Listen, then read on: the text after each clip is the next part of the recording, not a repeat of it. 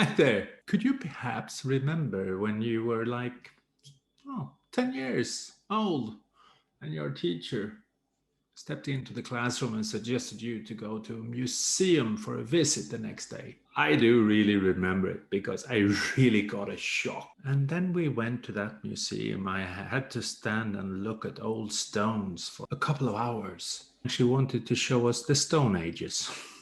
It really gave me a score. I think that explains why, when my professor, when I was a young PhD student, suggested us to go to a museum something like 20 years later. But I mean, he was my boss, so of course we went.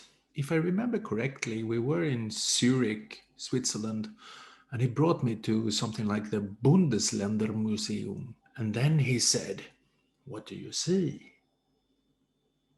And I was thinking, yeah, I'm I'm I'm looking at paintings. So I said that. And he looked at me and smiled and said, "I think you can do better than that." And then he added, "And what do you not see?"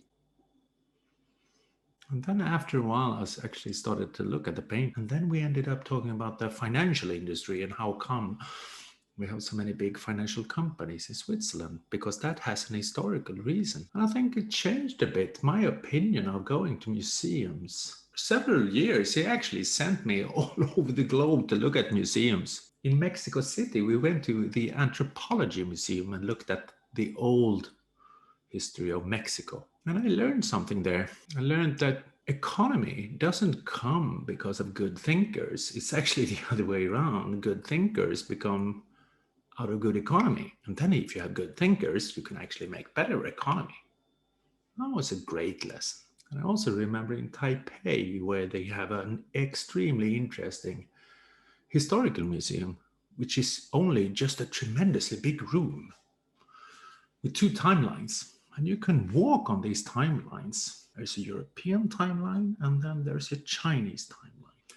And then I could see when Gutenberg in Europe inventing the printing press. And then I had to walk, literally walk, something like 10 meters in order to figure out where on the timeline that China invented the printing press, which, as you probably know, was far earlier than the Europeans did. And then I could do the same with currency, money, the postal system, and a lot of things.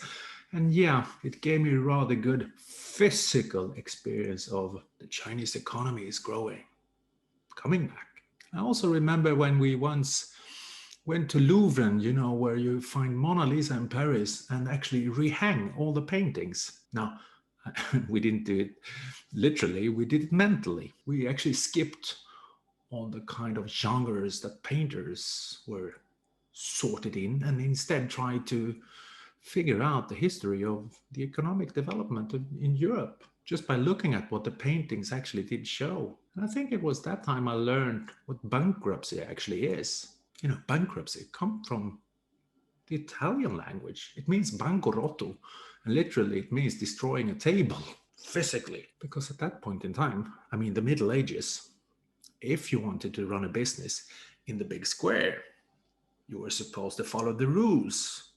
Sit at your table and do your best. And if you did not follow the rules, the other ones destroyed your table, literally, physically. And that's what bankruptcy come from. Bookkeeping also come from that time. Debit and credit, that's Italian originally. And I mean, if you just imagine being Marco Polo and asking somebody to fund you, like a venture capitalist, and tell them that maybe I'll be back in like 5 years and maybe I'll bring something with me and then you'll get your money back with some kind of profit. How would you trust such kind of person? No, you want to make sure that the money is not gone during the road. So you invent the bookkeeping system, which actually originally is an Italian invention.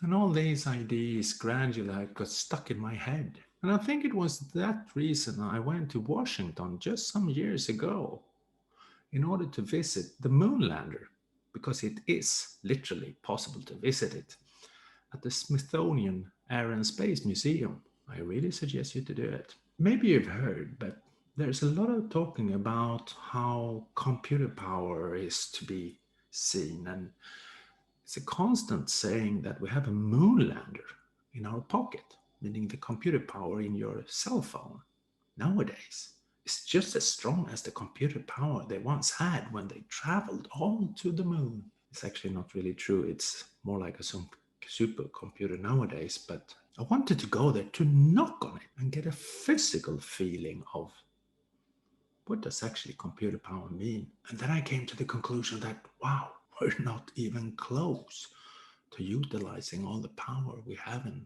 our pockets nowadays.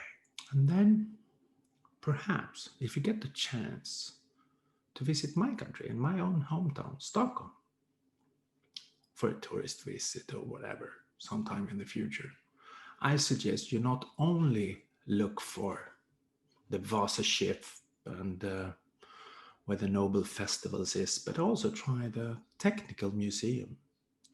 Because there you literally can knock on the server that Pirate Bay had.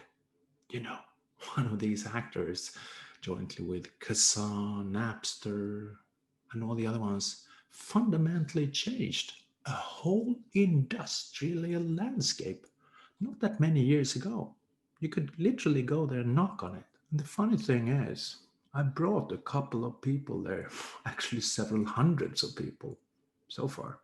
And it doesn't matter if it's young ICT savvy engineers or highly positioned managers, it's always the same comment that pops up. How small it is.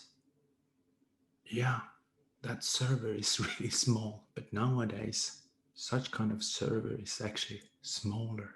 Imagine if we can get physical experiences of Moore's Law.